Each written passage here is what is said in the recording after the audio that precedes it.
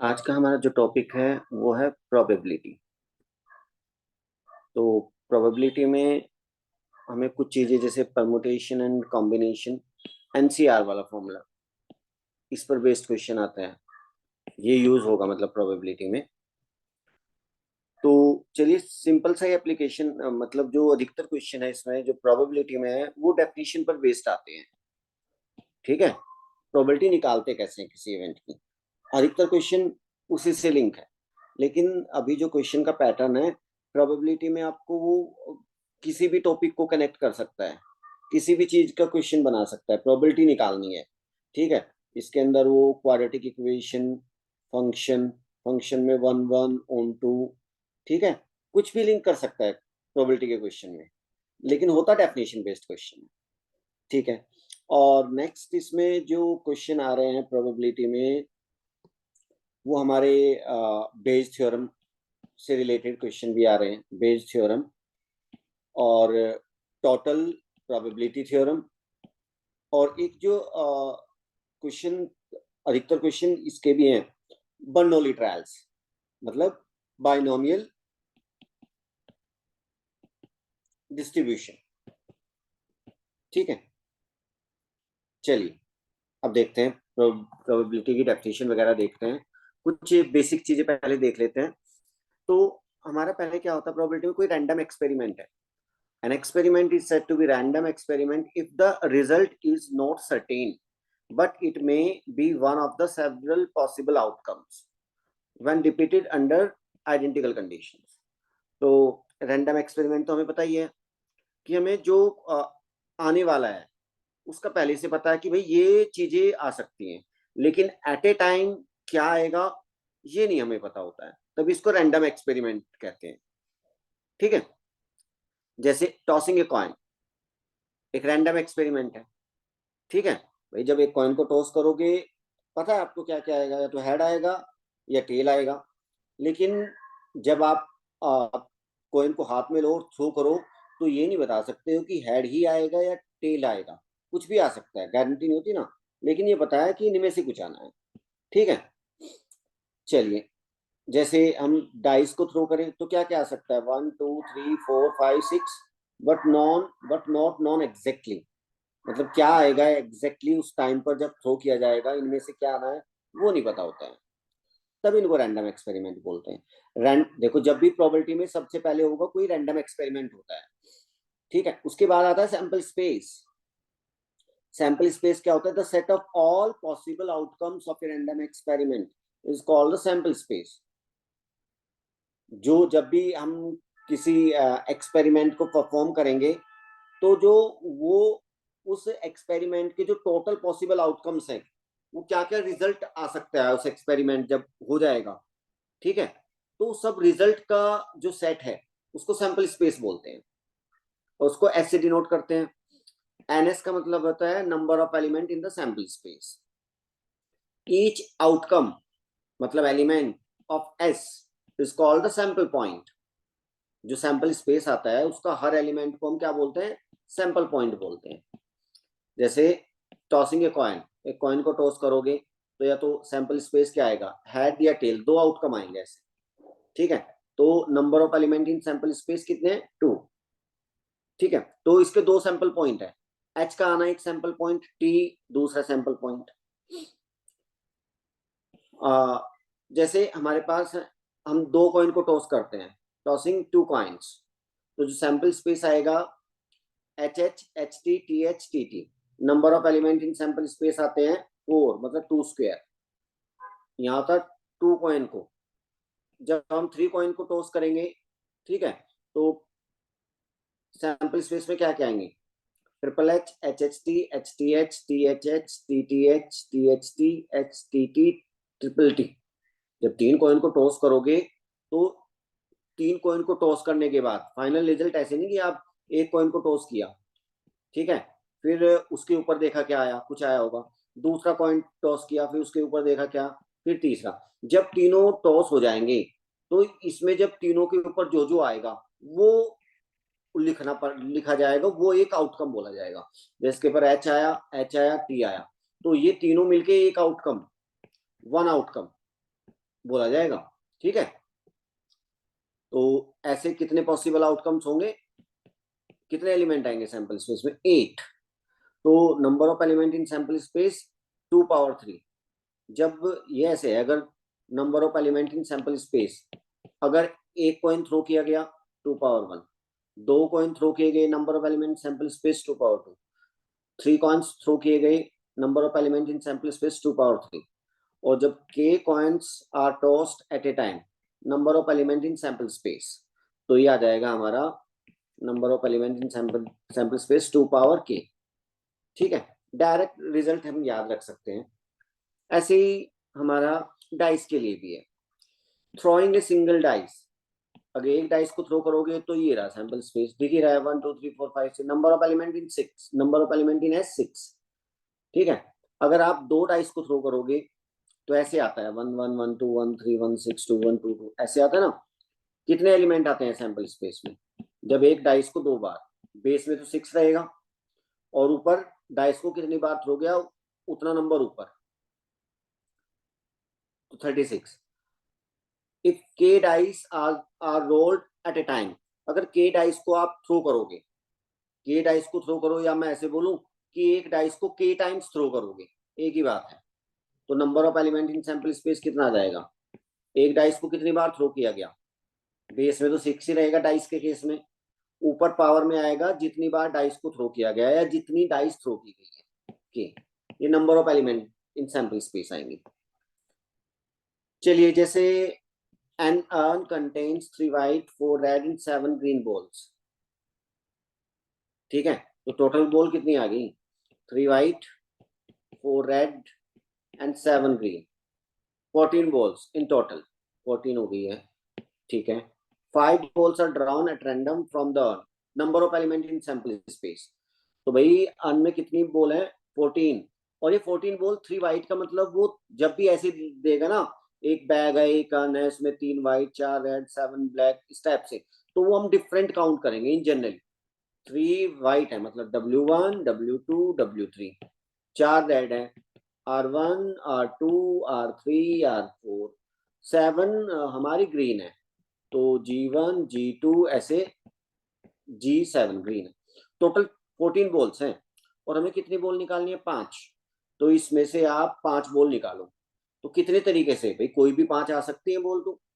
ठीक है, total ball तो एनसीआर वाला फॉर्मूला यूज होगा।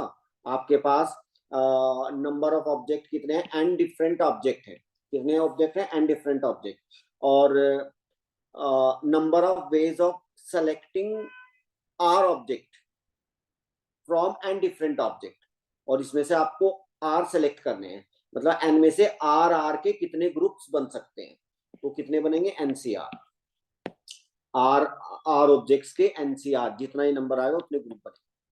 तो भाई हमारा आ जाएगा 14 में से, और 5 बॉल कितने तरीके से सेलेक्ट कर की जा सकती है, ये वाली 5 वो वाली 5, इसमें इतनी वाइट इतनी ग्रीन इतनी रेड, तो हर तरह के ग्रुप, 5 5 के 5 5 बॉल के कितने ग्रुप बनेंगे, इसका मतलब होता है 5 5 बॉल के कितने ग्रुप बनेंगे, या 5 बॉल को कितनी तरीके से सिलेक्ट किया जा सकता है, 14C5, ये फॉर्मूला याद रखना भाई। ठीक है, कब यूज होता है, जब आपके पास गिवन ऑब्जेक्ट डिफरेंट है, एन दिए, उनमें से आपको इतने लेने हैं, इतने सेलेक्ट करने हैं, इतनी इतने इतने की टीम बनानी है। ठीक है, इतने इतने ऑब्जेक्ट लेके ग्रुप्स बनाने हैं, कितने ग्रुप्स फॉर्म होंगे। ठीक है, तो ये एनसीआर यूज होगा। चलिए नेक्स्ट, इवेंट। इवेंट का मतलब होता है any subset of the sample space is called an event. इस सैंपल स्पेस आया था किसी भी एक्सपेरिमेंट का एक, ठीक है, ये वाला, इसमें एक सेट ही तो है, तो इसके कोई भी सबसेट ले लो, हम उसको एक इवेंट बोलते हैं, any subset of sample space. In case the subset is a singleton set, then we call it as a simple event. ठीक है, अगर सैंपल स्पेस का कोई भी एक सैंपल स्पेस है, इसका कोई भी एक आउटकम, एक ऐसा सबसेट है जिसमें सिर्फ सैंपल स्पेस का क्या होगा, एक एलिमेंट हो कोई भी। ठीक है, यहाँ पे कितना हो सैंपल स्पेस का, एक ही एलिमेंट कोई भी हो, तो उसको हम बोलते हैं, मतलब सबसेट क्या है, सिंगलटन सेट हो, तो any singleton subset of sample space is called a simple event, ठीक है। और इवेंट्स को हम कैपिटल लेटर से डिनोट करते हैं। कितनी सिंपल इवेंट बन सकते हैं किसी रैंडम एक्सपेरिमेंट के सैंपल स्पेस से रिलेटेड, जितने सैंपल स्पेस में एलिमेंट्स होते हैं। जैसे throwing single dice sample space आ जाएगा भाई, ये है सैंपल स्पेस, और ये एक इवेंट बनाई 246 है ना इसका सबसेट। फिर दूसरी इवेंट ये रही 135, ये भी इसका सबसेट है। तो ये भी are subset of S, hence they are event, ठीक है। चलिए, जैसे 4 cards are drawn from a well shuffled pack of 52 cards. भाई 52 कार्ड में से 4 कार्ड ड्रॉ करने हैं, ठीक है। और एक इवेंट है, मान लो एक इवेंट बद दी है इसने, A B the event that all 4 cards are red, तो number of element in A. A में वो सभी मतलब कितने की 4 कार्ड ड्रॉ किए, चारों रेड आए। अब चारों रेड, रेड कितने होते हैं भाई, 52 कार्ड में रेड कितने होते हैं 26। और 26 में से कोई से 4 आ सकते हैं, ये वाले 4, वो वाले 4, रहने रेड ही हैं, किसी भी नंबर के हो, रेड कलर में आने चाहिए। तो 26C4 इतने एलिमेंट आएंगे इनमें। चलिए, certain event and impossible event. An event which is certain to happen is called certain event. मतलब भाई सर्टेन इवेंट का मतलब होता है श्योर इवेंट, मतलब जब भी एक्सपेरिमेंट होगा वो इवेंट का पक्का है 100% कि वो होना ही है, ऐसी इवेंट, ठीक है, कि वो होगी, ऐसा चांस नहीं कि वो ना हो। कभी एक्सपेरिमेंट होगा तो वो इवेंट होगी होगी, तो ऐसी इवेंट को certain event. And N event which can not happen at all, और एक ऐसी इवेंट जो कभी हो नहीं सकती है कोई भी एक्सपेरिमेंट के साथ। कोई भी एक्सपेरिमेंट है और उससे रिलेटेड कोई एक ऐसी इवेंट डिफाइन करे जो कभी होगी ही नहीं, उसको हम बोलते हैं इम्पॉसिबल इवेंट।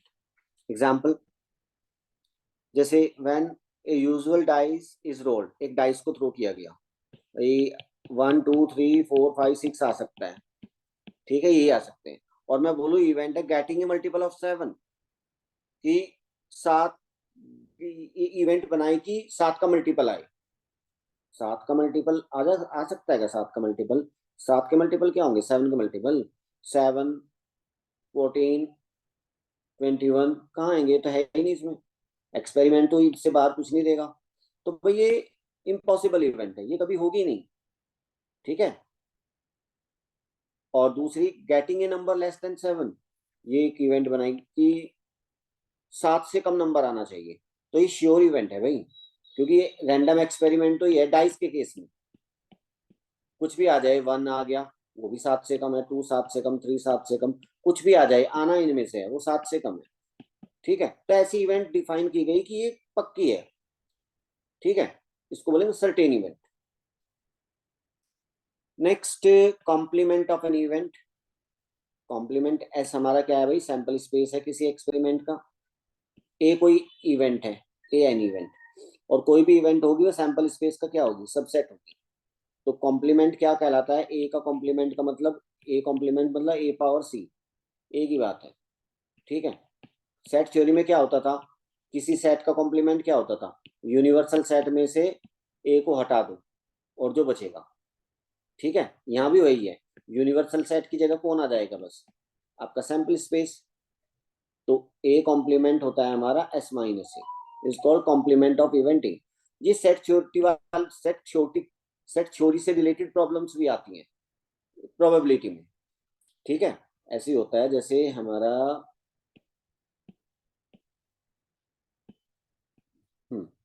ये सैंपल स्पेस है और ये सैंपल स्पेस है, ये इवेंट है। ए कॉम्प्लीमेंट का मतलब हो गया ए के अलावा सब कुछ, ये जो बचा है ये बचा क्या है, मतलब एस भी सेट है, ए भी सेट है, एस में से ए को माइनस करके जो बचा वो ए कॉम्प्लीमेंट है, ठीक है। सेट थ्योरी है इसमें, वो नहीं कुछ नहीं है, ठीक है। बस यू की यूनिवर्सल सेट की जगह सैंपल स्पेस आएगा। If A dice is rolled, तो ये हमारा सैंपल स्पेस है। ए इवेंट है गेटिंग ए मल्टीपल ऑफ 3, ये कोई इवेंट है मान लो, दे दी, तो 3 के मल्टीपल है 3 6। ए कॉम्प्लीमेंट कितना आएगा, ए कॉम्प्लीमेंट एस में एस माइनस ए कर दो, इस पूरे में से ये 3 6 हटा के जो एस का बच जाएगा, तो 3 6 हटा दो, एस में से ए निकल गया, तो एस के क्या बचे 1 2 4 5, ये कॉम्प्लीमेंट आ गया, सेट थ्योरी की तरह ही, बिल्कुल सेट थ्योरी। ठीक है। If a card is drawn from a pack of 52 card, चलिए ठीक है, and A is the event of getting king card, A event है गेटिंग ए किंग कार्ड, ठीक है, और then A is the event of A bar, आ गया A bar is the event of not getting king card.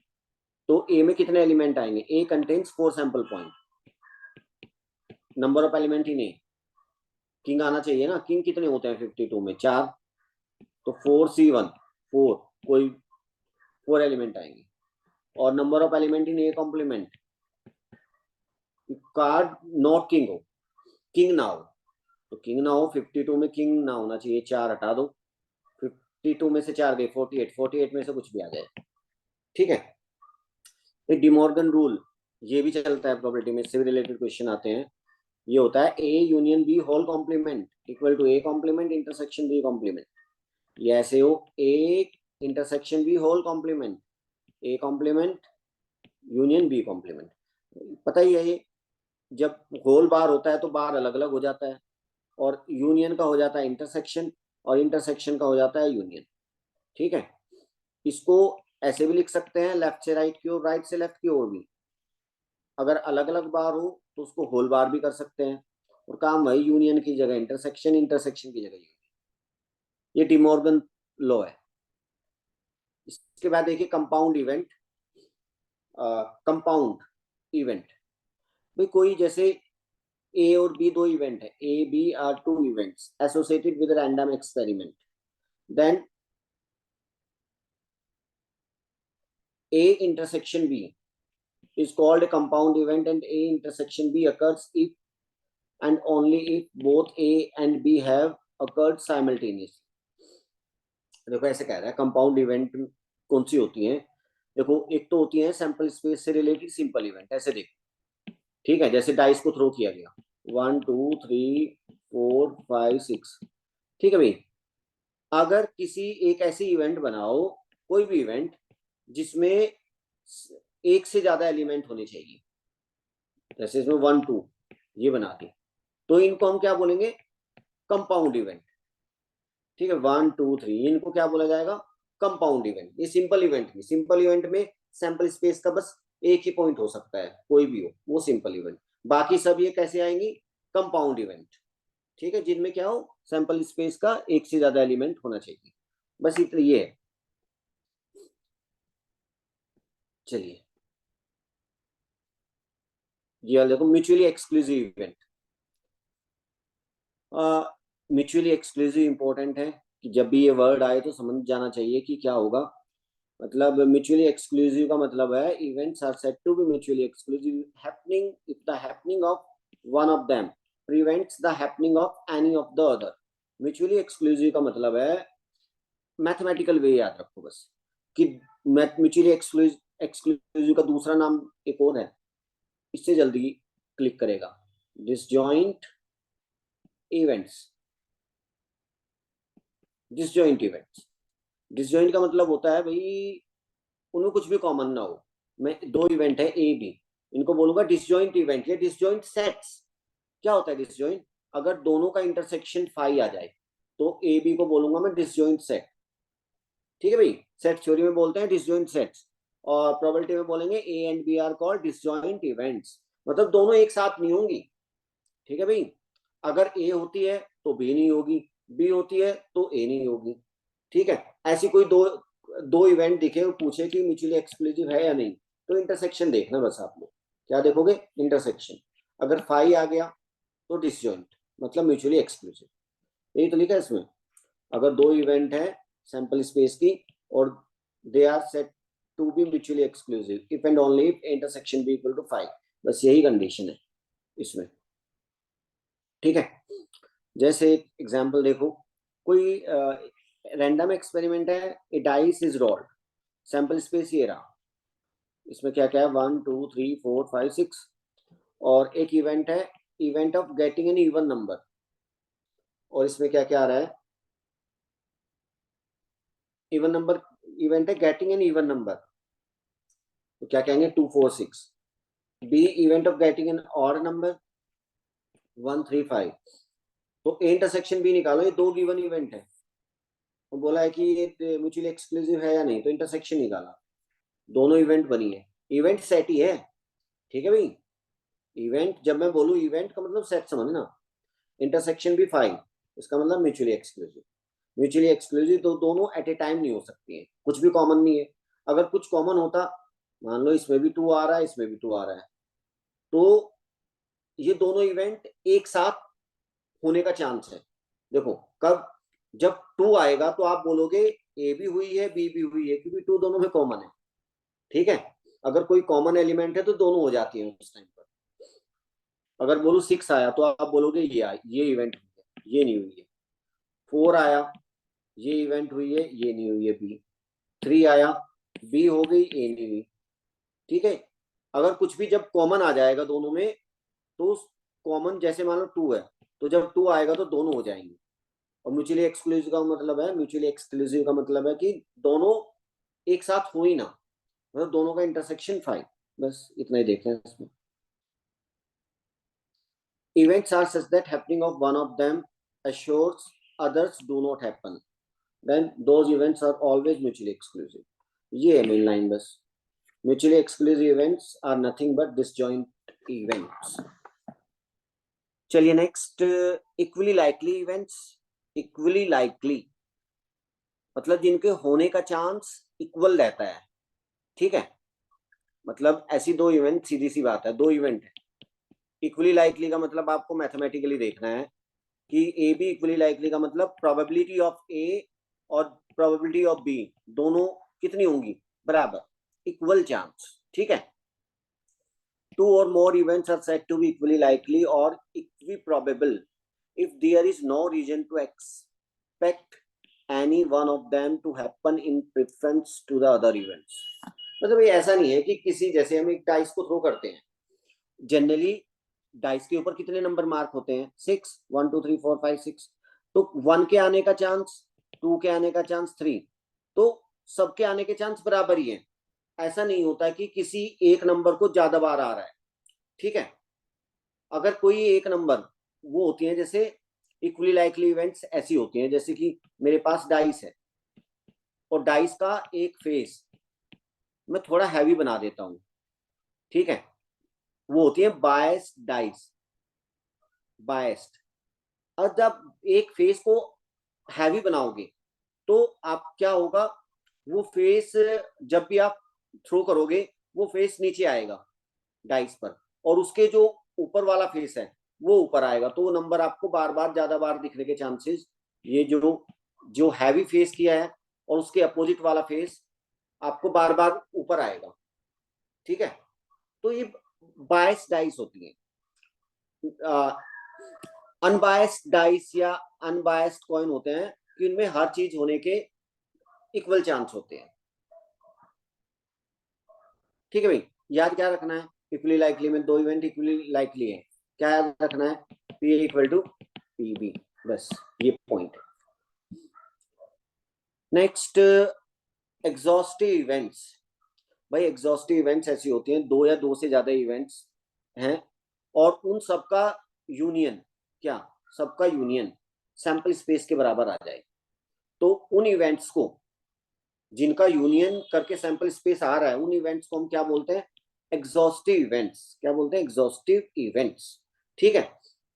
मतलब ये वो event जो हमारा सैंपल स्पेस है उस पूरे सैंपल स्पेस को कवर कर लेती है, ठीक है। एक ने इतना कवर किया, एक ने इतना कवर किया, एक ने इतना कवर किया, एक ने इतना कवर किया, एक ने पूरा सैंपल स्पेस कवर कर लिया सबने मिलकर, तो ये एग्जॉस्टिव इवेंट्स हैं, ठीक है। अगर उनका यूनियन सैंपल स्पेस के बराबर नहीं आएगा, not equal to sample space, तो एग्जॉस्टिव इवेंट्स नहीं होती है। जैसे 2 कॉइन्स हैं, उनको थ्रो किया गया, सैंपल स्पेस आएगा भाई ये, और मान लो मैंने 3 इवेंट बनाई, ए, ये, इसमें एक एलिमेंट है एच एच, बी में 2 element H T T H,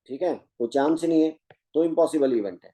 अगर प्रोबेबिलिटी वन, वन का मतलब 100% चांस, प्रोबेबिलिटी वन आने का मतलब क्या बोलोगे, 100% चांस है भाई इवेंट के होने का, मतलब वो इवेंट श्योर है, श्योर इवेंट।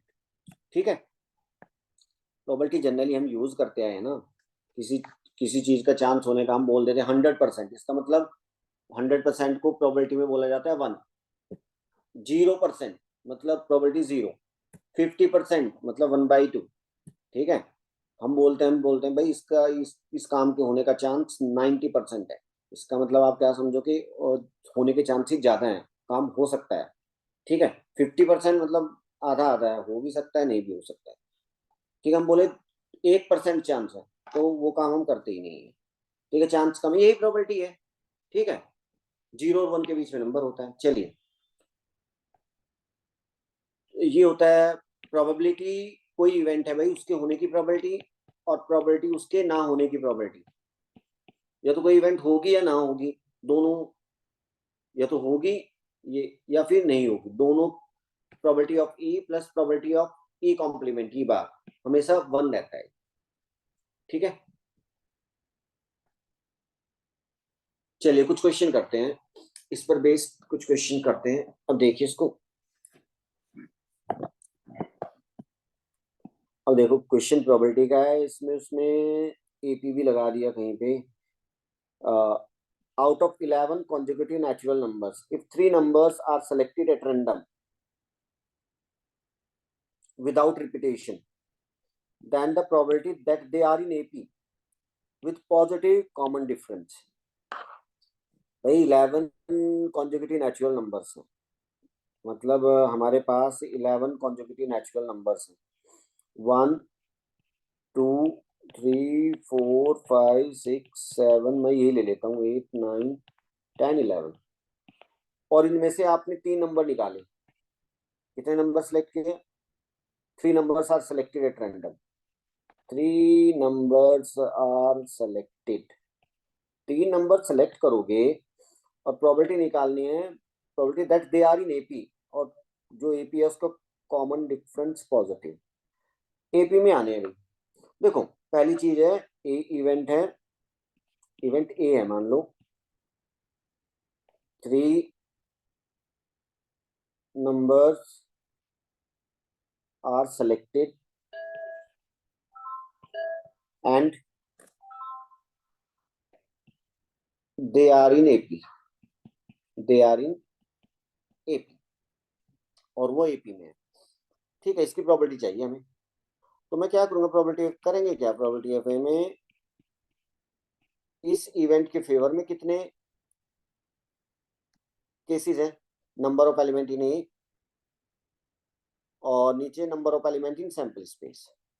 देखो सैंपल 3 एलिमेंट निकालोगे, 3 एलिमेंट मतलब 3 नंबर निकालोगे ना इनमें से, तो 3 नंबर तो कोई से भी आ सकते हैं, वो 3 नंबर सेलेक्ट किए, ये वाले 3, 1 3 9, ये आ गई। ठीक है भाई, लेकिन ये एपी में नहीं है, तो नीचे तो आएगा 11C3, लेकिन ऊपर 3 ऐसे आने हैं कि वो एपी में आए फेवरेबल, ये तो टोटल है, इसमें तो फेवरेबल भी है, अनफेवरेबल भी है, ऑल पॉसिबल वेज है 3 नंबर्स के सेलेक्ट करने के। ठीक है, ऊपर वो तीनों एपी में हूं ऐसे, तो भाई मैं केस फर्स्ट देखो कैसे इसमें केस बना के देखें। आप बोलोगे तीनों नंबर एपी में आने चाहिए, तो मैं विद कॉमन डिफरेंस कितना पॉजिटिव, तो मैं 1 ले लेता हूँ। तो 1 लोगे तो 3 नंबर क्या क्या ले सकते हो, 1 से शुरू करते हैं, अगर पहला 1, दूसरा 2, फिर 3, अगर पहला 2 3 4, पहला 3 4 5, है ना, इन सबको कॉमन डिफरेंस क्या है, ये वाले तीनों का 1 1। ऐसे कितने बनेंगे, 3 3 नंबर के ग्रुप कितने बनेंगे, लास्ट वाला 9 10 11, कितने हैं ये, 9, 9 वेज। ऐसे 3 नंबर के कितने ग्रुप बनेंगे जो एपी में है विद कॉमन डिफरेंस 1, तो कितने बनेंगे, 9 केस। अब बोलोगे मैं ऐसे 3 नंबर देखता हूं जो एपी में है लेकिन कॉमन डिफरेंस कितना है, 2, तो बना के देखते हैं। मान लो पहला 1 है और अगला गैप 2 का रखना है ना, तो 3 और 5। फिर अगला क्या हो सकता है, 2 ले लेता हूँ, 2 4 6, 3 लेंगे, 5 7, ऐसे। तो लास्ट वाला बनेगा, लास्ट वाला 11 था, 11 में से 2 कम 9, और उससे फिर 2 कम 7। तो कितने बनेंगे, ध्यान से देखो, कितने कितने ग्रुप्स बने तीन तीन के, 1 2 3 7, 7 बन गए। तो भाई ऐसे 7 वेज हैं तीन नंबर सेलेक्ट करने के, 7 वेज हैं, ये वाले तीन, ये वाले तीन, ये वाले तीन, ये वाले तीन, कि वो एपी में रहे, और कॉमन डिफरेंस 2। आप बोलोगे कि तो ऐसे तो और भी पॉसिबल कॉमन डिफरेंस, ऐसे तीन नंबर सेलेक्ट करेंगे जिनका कॉमन डिफरेंस 3 रहे, तो वो देख लेते हैं। 1 3 ऐड करो, 4 3 ऐड करो 7, फिर 2 3 ऐड करो, 5 3 ऐड करो 8, फिर 3 3 ऐड करो 6 9, ठीक है, और 4 7, कितना है, 3 ऐड कर रहे हैं ना, 10, 5 और कितना 8 और 11, कितने बने, ये 5 आ गई, और बचा 4, D4, वो ये वाले भी देख लो। ऐसे तीन नंबर जिनका कॉमन एपी बनाएंगे, कॉमन डिफरेंस 4। तो 1 5 और 9, 2 6 10, 3 7 11, कितने बने भैया, 3। 5 वाले भी है क्या, कहाँ तक जाएंगे, 5 कॉमन डिफरेंस 1 6 11, ये एक आएगा, बस बस, अब आगे नहीं आएंगे, कॉमन डिफरेंस 6 वाले नहीं बनेंगे। तो इनको ऐड करो, कितने तीन नंबर सेलेक्ट करने हैं और एपी में हो, और हाँ एपी में हो, तो 9 तो ऐसे ये वाले आएंगे कॉमन डिफरेंस 1 वाले, 7 ये आ गई, तो ऐड करो ना इनको, 9 प्लस 7 प्लस 5 प्लस 3 प्लस 1, कितना हो गया, 9 10, 10 प्लस 7 17, 17 प्लस 3 20, 25, ऊपर आ गया 25, ठीक है भाई। तो ये हमारा आएगा। अब इसको सिंप्लीफाई करोगे, 25 नीचे 11C3, 11C3 कर दो, 11C3, तो ये आता है 11 फैक्टोरियल अपॉन, नीचे आएगा 3 फैक्टोरियल और 8 फैक्टोरियल। तो 25 11 इंटू 10 इंटू 9, और नीचे 3 है, तो कितना बन रहा है, 25 और 30 इंटू 11, ठीक है, ऊपर क्या आ रहा है, 5 5, ठीक है। इसको सिंप्लीफाई करो, कितना आएगा, 5 से डिवाइड करो, ऊपर 5 नीचे 66, क्या आ रहा है,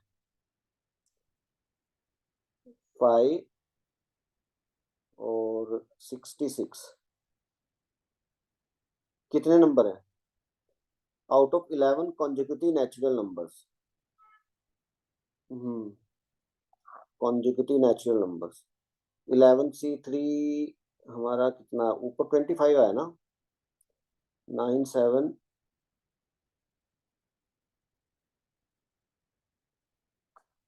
ये ऐड करके देख लो, 9 और +1 10, 17, 17 और 5 22 प्लस 3 25, 25 नीचे 11C3 कितना बनाए, 11 factorial by 3 factorial into 8 factorial, तो ऊपर 11 इंटू 10 इंटू 9, और अपोन में 3 फैक्टोरियल 6 आएगा, अच्छा हाँ नीचे 6 आएगा, ये 6, और 6 जाएगा भाई हमारा,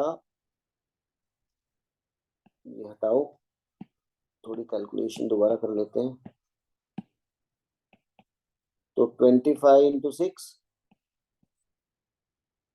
और नीचे 110 इंटू 9, ठीक है, तो 5 से डिवाइड करोगे, नीचे आ जाएगा 22, 5, और फिर 3 से डिवाइड करोगे, ऊपर 2, नीचे 3, और ये 2 से 22 कैंसिल, 5/33। ठीक है, ये आ जाएगा आंसर। चलिए नेक्स्ट, ऐसे लिखा है, if 3 of 6 vertices of a regular hexagon are chosen at random, regular hexagon, ऐसे रेगुलर हेक्सागन है, ठीक है, 6 वर्टेक्स है, उनमें से 3 वर्टेक्स रैंडमली चूज किए गए, then the probability that the triangle formed with these chosen vertices is equilateral triangle। ठीक है, ऐसे कह रहा है, देखो इक्विलेटरल ट्रायंगल है, हाँ मतलब ये हमारे पास रेगुलर हेक्सागन है, ऐसे A B C D E F, required probability क्या आएगी, 3 वर्टेक्स चूज करने हैं, तो टोटल 6 वर्टिसेस है, तो भाई 6 में से 3 कोई से भी चूज कर सकते हैं, ये वाले ये वाले ये वाले, इनसे ये वाला ट्रायंगल बनेगा। अब क्या बने, कुछ नहीं, ये वाले ये वाले ये वाले, इनसे ये ट्रायंगल बनेगा। ठीक है, लेकिन इसके अंदर अनफेवरेबल भी है और फेवरेबल भी है।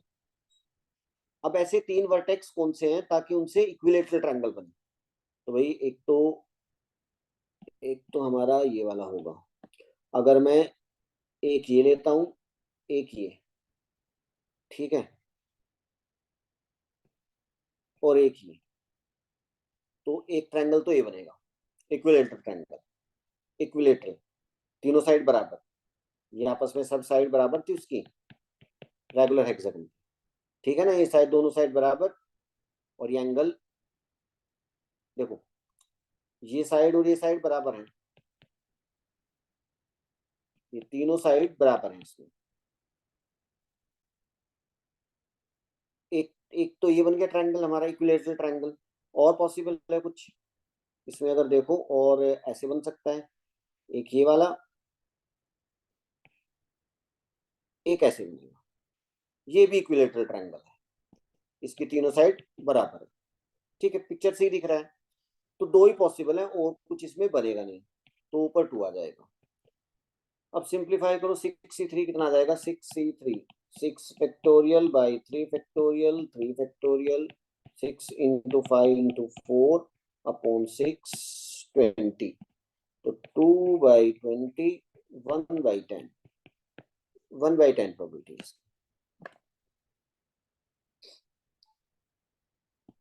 इसमें लिखा है, अच्छा क्वेश्चन है, एक सेट है, इसके अंदर है 1 2 3 4/20 ऐसे natural numbers, A subset B of S is set to be nice, B इसका एक सबसेट है, उसको हम बोलेंगे नाइस सबसेट, कब, if the sum of the elements of B, जो सबसेट लोगे भाई, और उसमें जितने भी एलिमेंट्स हैं उन सब का सम कितना है, अगर फिक्स 203, ठीक है, तो सबसेट को बोलेंगे nice, then the probability that a randomly chosen subset of S is nice। और भाई हमने क्या किया, एक सबसेट सेलेक्ट किया, इसका चूज किया, और वो नाइस हो इसकी प्रोबेबिलिटी, ठीक है, तो भाई पहले तो सेट को देखो, और इसके टोटल सबसेट कितने बनेंगे, total number of subsets, all subsets कितने होते हैं, फॉर्मूला, अगर सेट में n एलिमेंट है तो 2 पावर n, तो 2 पावर कितना आ रहा है, 2 पावर 20, ये सबसेट है भाई टोटल, इतने सबसेट हैं, और इनमें से हमें रिक्वायर्ड प्रोबेबिलिटी,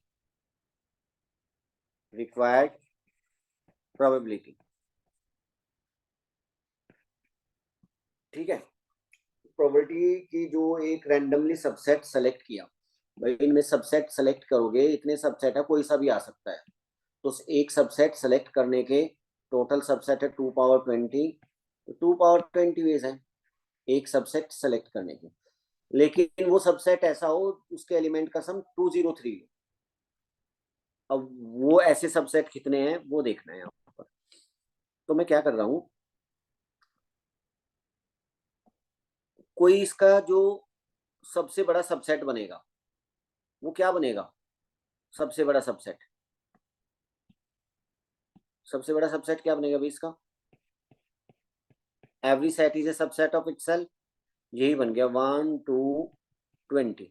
मान लो मैं देख रहा हूं कि जो सबसे बड़ा सबसेट है उसके एलिमेंट का सम कितना होता है, तो sum of elements of set A 1 + 2 + 3 + 20, sum of n natural numbers n into n plus 1 by 2, sum of first n natural numbers, n की जगह 20 डाल दो, तो 20 + 1 21/2, तो 210। भाई जो सबसे बड़ा सेट है उसमें 210 एलिमेंट होते हैं, जो उनके एलिमेंट का सम 210 है, और हमें लेना है वो सबसेट जिसके एलिमेंट का सम 203 हो। ठीक है, तो क्या लग रहा है अब, सबसे बड़ा सेट सारे एलिमेंट का सम, मतलब इसके जो सारे एलिमेंट्स हैं, इसके जो सारे एलिमेंट हैं उनका सम 210 है, 210 है, और मुझे कुछ एलिमेंट, मुझे सम चाहिए, मुझे वो एलिमेंट जिनका सम 203। तो इसमें से आप क्या क्या माइनस करोगे, माइनस कितना करोगे, 7, 7 माइनस करो बस, आपका 203 आ जाएगा।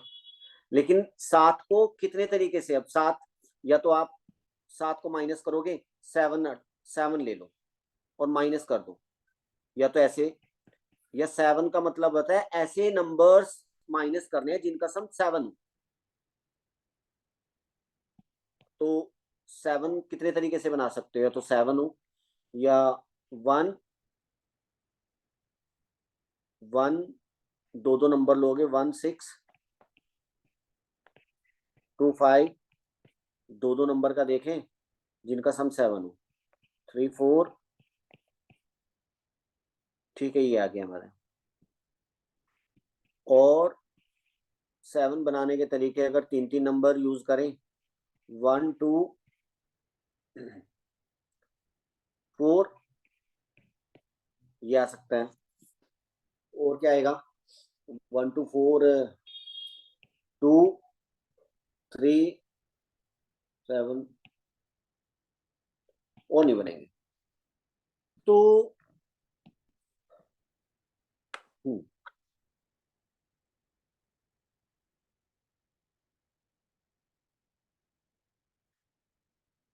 तो 7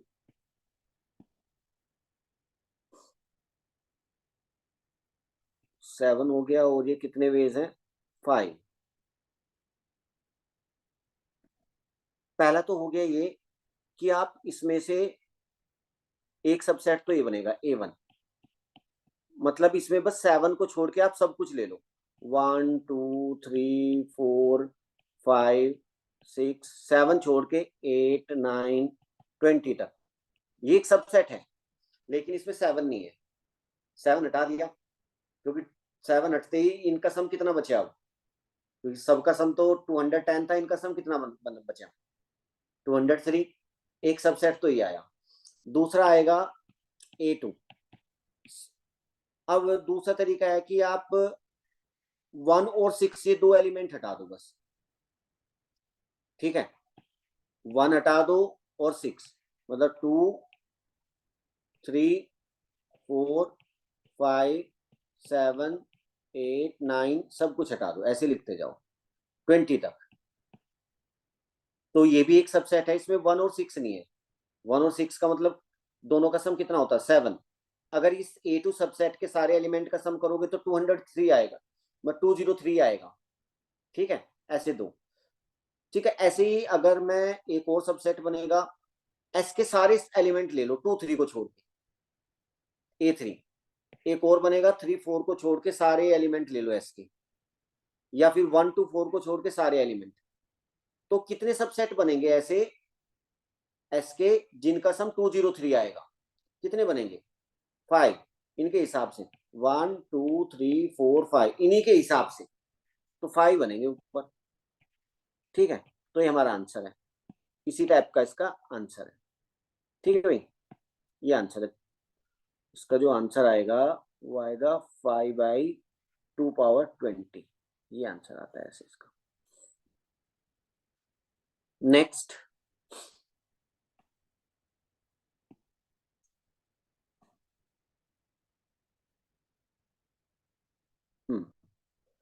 देखिए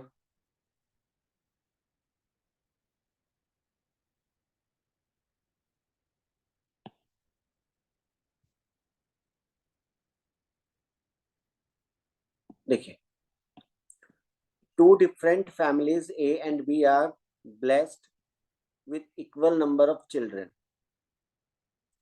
There are 3 tickets to be distributed among the children of these families. ठीक है, 2 फैमिली हैं, उन्हीं के जो चिल्ड्रन है उनमें 3 टिकट को डिस्ट्रीब्यूट करना है, so that no child gets more than 1 ticket. 3 ticket है, किसी को भी एक से ज्यादा ना मिले। ठीक है, एक से ज्यादा ना मिले, खाली तो रह सकते हैं, मतलब ऐसा हो सकता है कि सारों को ना मिले, 3 ही टिकट है ना, लेकिन एक से ज्यादा नहीं किसी को मिलना है। If the probability that all the tickets go to the children of family B, सारे के सारे टिकट जो फैमिली बी के चिल्ड्रन है उनको मिल जाए, उसकी प्रोबेबिलिटी 1/12 है। Then the number of children in each family, देखो ये जो प्रोबेबिलिटी दी है ना, ये जो प्रोबेबिलिटी दी है, probability that all the tickets go to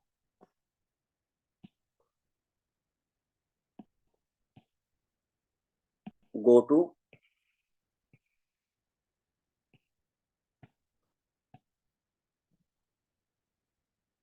go to the children of the family B, family B equal to 1/12। तो प्रोबेबिलिटी निकालें, सारे के सारे टिकट बी फैमिली के चिल्ड्रन को जाए।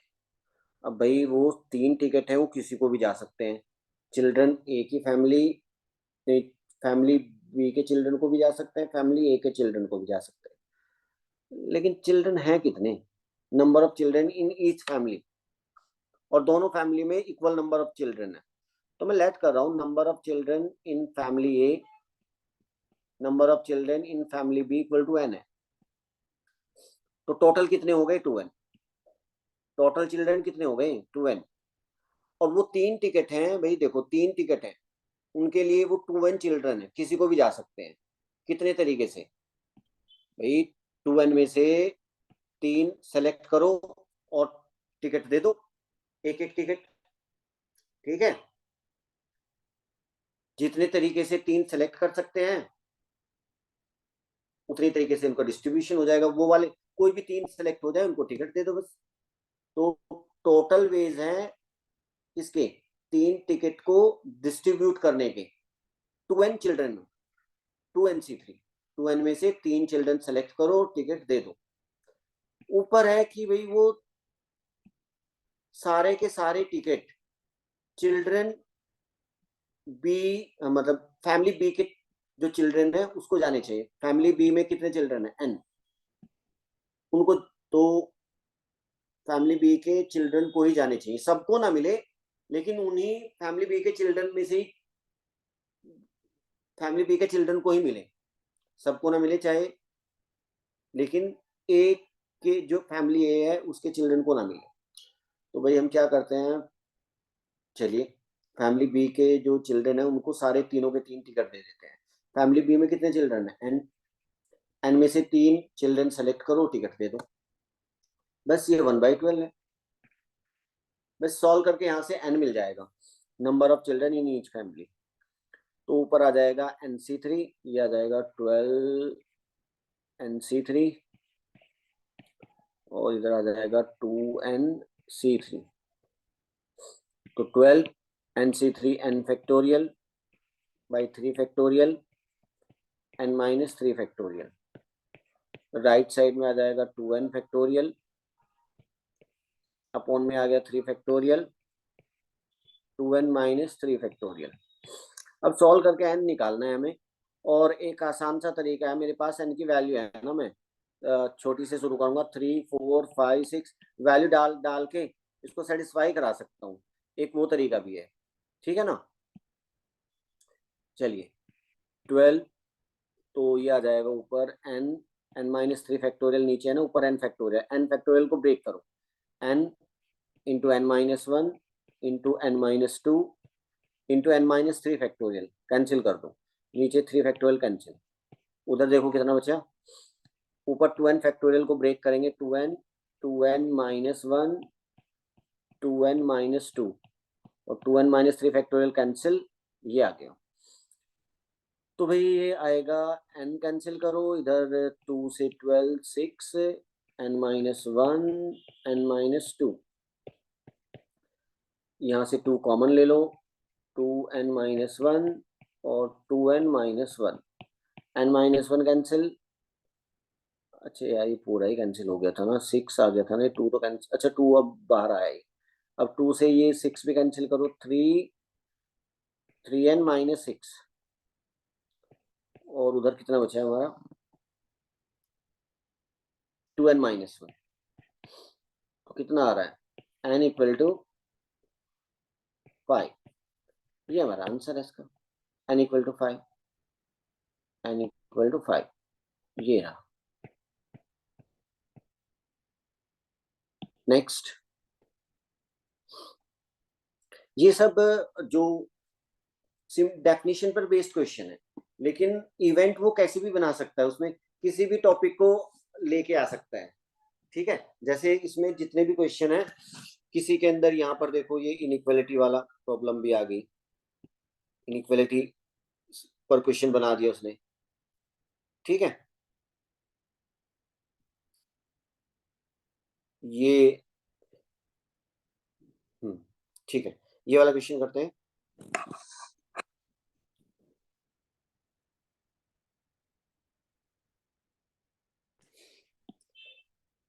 इसमें बोला है a number x is chosen at random from the set, ये एक सेट है, इसमें एलिमेंट है 1 2 3 100 तक, और एक नंबर x रैंडमली चूज किया गया, ठीक है।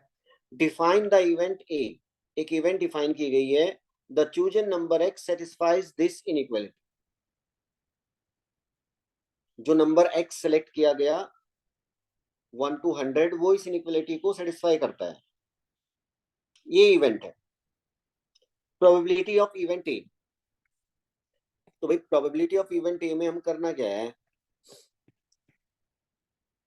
नीचे तो आना है नंबर ऑफ एलिमेंट, ऊपर तो आएगा number of element in A, number of element in sample space, sample space मतलब वो जो नंबर है इसमें से सिलेक्ट किया गया 1 to 100, ठीक है, कुछ भी आ सकता है, एक ही नंबर है ना, हाँ, तो 100 वेज है,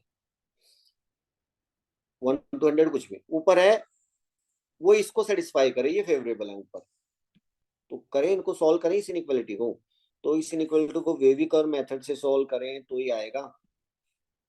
इसके जो क्रिटिकल पॉइंट्स हैं उनको प्लॉट करो, 10 30 15, पॉजिटिव नेगेटिव पॉजिटिव नेगेटिव, ये पॉइंट आएगा, 10 भी सेटिस्फाई करेगा, 30 नहीं करेगा, ओपन ब्रैकेट, 50 सेटिस्फाई करेगा, यहाँ पर x माइनस 30 नीचे है, तो 30 सॉल्यूशन में नहीं आएगा। तो जहां पर यहाँ पर इनइक्वलिटी का साइन है left side greater than equal to 0, तो जहां पर प्लस आया है वो वाला ले लो, तो x बिलोंग्स टू जाएगा हमारा 10 से लेके 30, यूनियन 50 से लेके ठीक है, ऐसे जाएगा, सो 50 से आगे तक जाएगा इन्फिनिटी।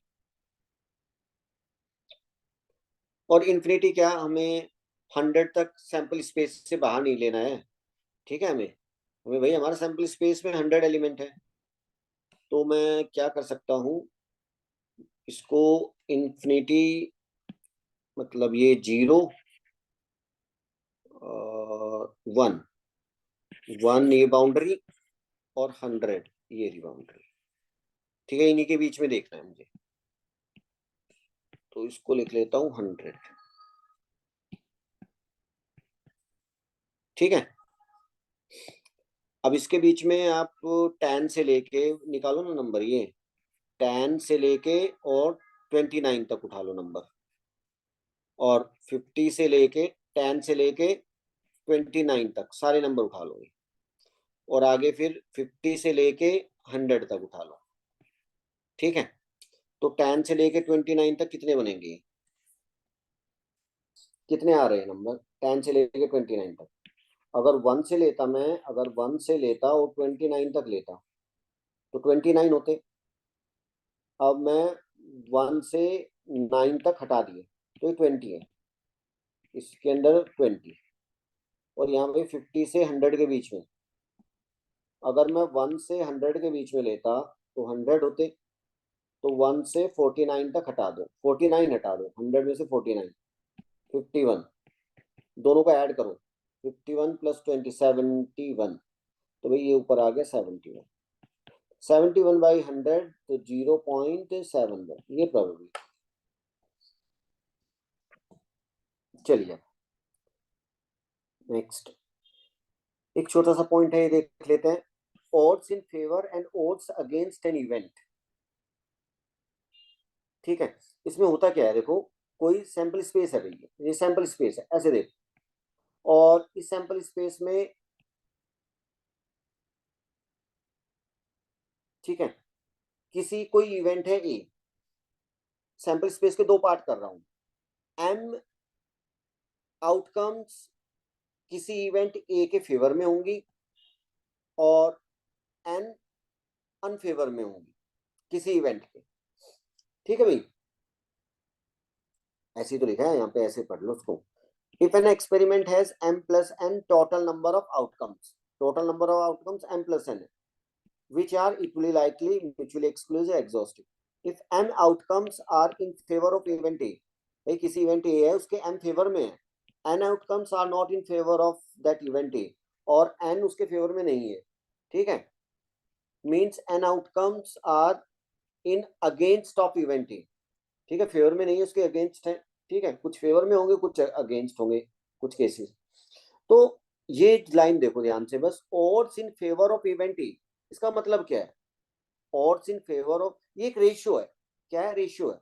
odds in favor जब भी बोले odds in favor of event a, तो ऊपर आएगा, ये रेशियो है, ऊपर आएगा favourable, favourable outcomes to event A, और नीचे अनफेवरेबल आउटकम्स, ठीक है, ये एक रेशियो है, ठीक है। ऊपर आएगा number of outcomes which are in favour of event A, और नीचे आएगा number of outcome which are not in favour of against A, ठीक है। अगर बोले odds against of event A, against of event A, ये एक रेशियो है, इसमें उस इवेंट के जो अनफेवरेबल है, जो फेवर में नहीं है, अगेंस्ट है, वो नंबर, वो आउटकम्स ऊपर आएंगे और फेवर वाले नीचे आएंगे। Number of outcomes which are not in favour of event A upon number of outcomes which are in favour of event A, ऐसे आता है। देखो ऐसे में लिख रहा हूं, अगर किसी, अगर ये प्रोबेबिलिटी दी है ए बाई बी किसी इवेंट की, तो अगर मैं पूछूं odds in favour of event ए, जो इवेंट ए है, odds in favour of event ए, एक रेशियो है, तो आएगा क्या, odds in favour of event A, तो उसके ए के फेवर में कितने हैं और अगेंस्ट कितने हैं, फेवर में कितने हैं, तो ये तो ए ही है, और अनफेवर में कितने हैं, भाई ऊपर तो फेवर फेवर वाले होते हैं, प्रोबेबिलिटी में क्या होता है, ऊपर फेवर में होते हैं इवेंट वाले, नीचे टोटल होता है, तो टोटल में से ए माइनस करके कौन से आएंगे, जो अगेंस्ट है, ठीक है, तो बी माइनस ए। तो अगर किसी इवेंट की प्रोबेबिलिटी दी हो, आप ये दोनों चीजें निकाल सकते हो, odds in favour of event A, odds against event A. तो फेवर में कितने आएंगे, A upon B minus A. Odd against event A, तो ये कितना आएगा, ये रेशियो है। उस इवेंट के अगेंस्ट कितने केसेस हैं, कितने केसेस हैं अगेंस्ट, बी माइनस ए, ये अगेंस्ट है, टोटल बी है, ए फेवर में है, बी में से ए माइनस करके बी माइनस ए अगेंस्ट, अपॉन में फेवर वाले, फेवर वाले ए। दूसरा, अगर आपको ऐसे दिया है, odds in favor of event A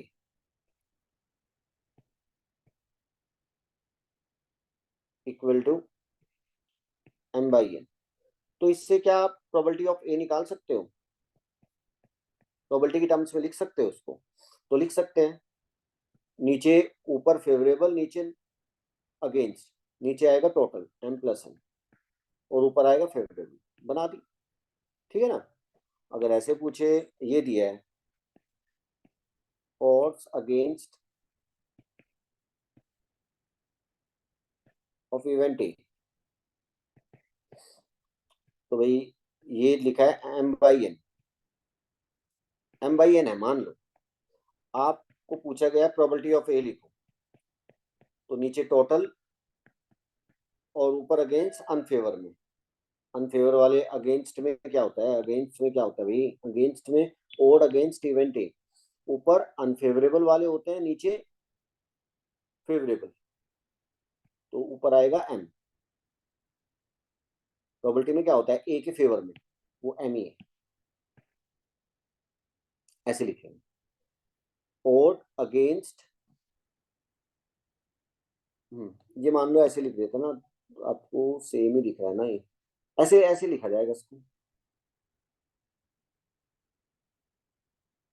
अगर मैं इसको मान लेता, मान लो ये एन बाई एम है, ऐसे समझ लो, तो प्रोबेबिलिटी ऑफ ए कैसे लिखोगे, नीचे टोटल एम प्लस एन, और ऊपर ए के, प्रोबेबिलिटी ऑफ ए के फेवर में, ठीक है। तो ए के फेवर में कितने आएंगे अब, ये ऊपर वाले, अरे ऐसे, हाँ ये ऊपर वाले अगेंस्ट वाले हैं, ए के अगेंस्ट, हमें चाहिए प्रोबेबिलिटी ए में ए के फेवर वाले यहाँ पर, तो नीचे फेवर वाले होते हैं, ठीक है, थोड़ा सा ध्यान रखना। हम्म,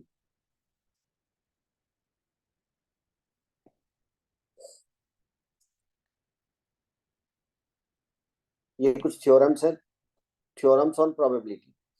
ये भाई हमारी एडिशन थ्योरम क्या होती है, addition theorem on probability, probability of A union B, ये क्या होती है, P A plus P B minus P of A intersection B, ये होती है ना एडिशन थ्योरम। अगर दोनों इवेंट म्यूचुअली एक्सक्लूसिव हो, तो P A union B equal to P A plus P B, mutually exclusive में ए इंटरसेक्शन बी वो फाई हो जाता है, उसकी प्रोबेबिलिटी हो जाती है 0। तो ये P of A union P A plus P be directly add कर देते हैं प्रोबेबिलिटीज को जब यूनियन होता है, कब, जब वो इवेंट्स म्यूचुअली एक्सक्लूसिव। और P A complement, P A complement, A के ना होने की probability 1 minus P A, 1 minus probability of occurrence of A, ये भी अच्छा फॉर्मूला है। Probability of A intersection B complement, ठीक है, ध्यान रखेंगे, probability of A intersection B complement, तो P A minus P of A intersection B, ये ऐसी है प्रोबेबिलिटी। वो एन वाले फॉर्मूले याद रखो, n of A intersection B complement क्या था, n A minus n of A intersection B, यही था ना। एन की जगह सबको एन एस से डिवाइड करके प्रोबेबिलिटी की टर्म्स में फॉर्मूले आ जाते हैं, एन की जगह पी डाल दो बस, जितने सेट थ्योरी वाले एन वाले रिलेशन है, एन की जगह पी डाल दो, प्रोबेबिलिटी वाले बन जाते हैं, एन की जगह पी लगा के प्रोबेबिलिटी वाला आ गया, ठीक है भाई। ये अपनी एडिशन थ्योरम है।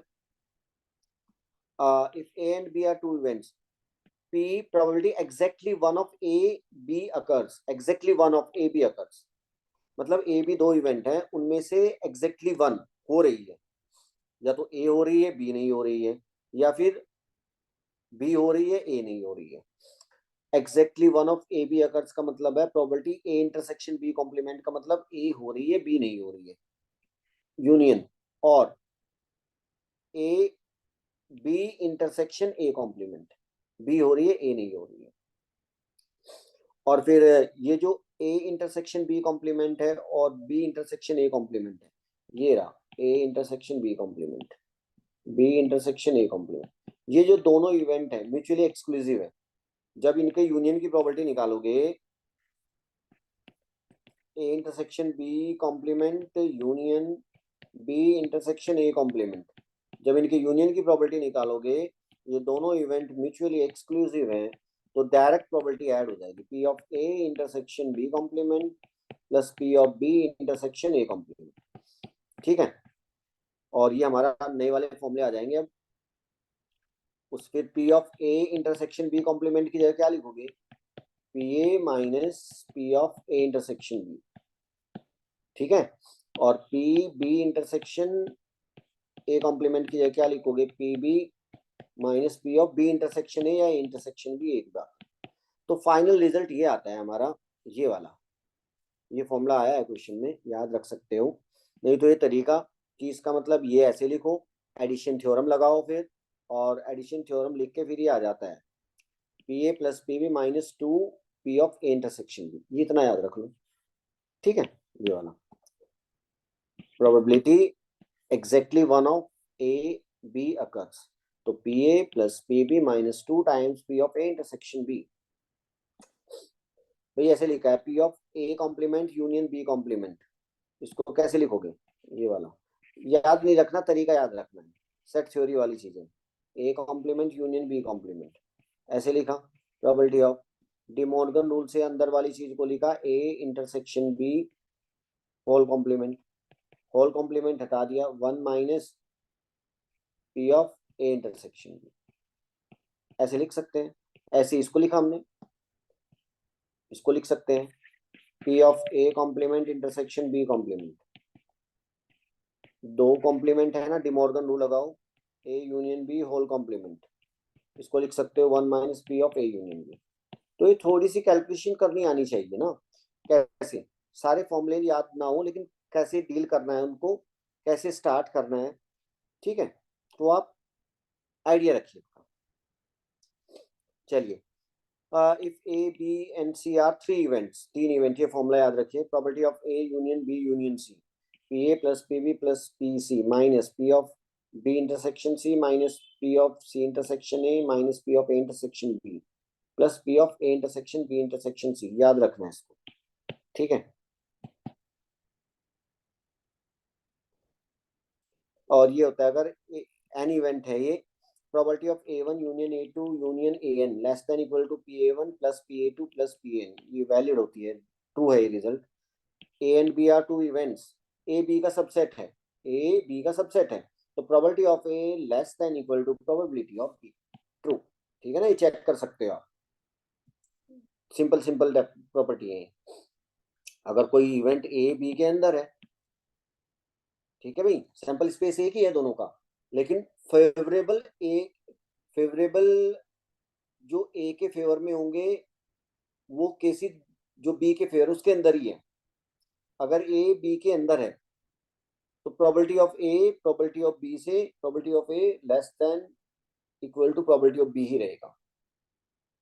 ठीक है, अगर बिल्कुल प्रॉपर सबसेट है तो P A less than P B, अगर इक्वल भी हो सकती है इक्वल के केस में तो P A equal to P B. तो उसने ये बोला है अगर ए बी का सबसेट हो, प्रॉपर है या इम्प्रॉपर कैसा भी हो, लेकिन P A less than equal to P B रहेगा. ठीक है, तो नेक्स्ट क्लास में इससे रिलेटेड क्वेश्चन करेंगे हम. ठीक है, अभी इतना ही रखते हैं इसमें.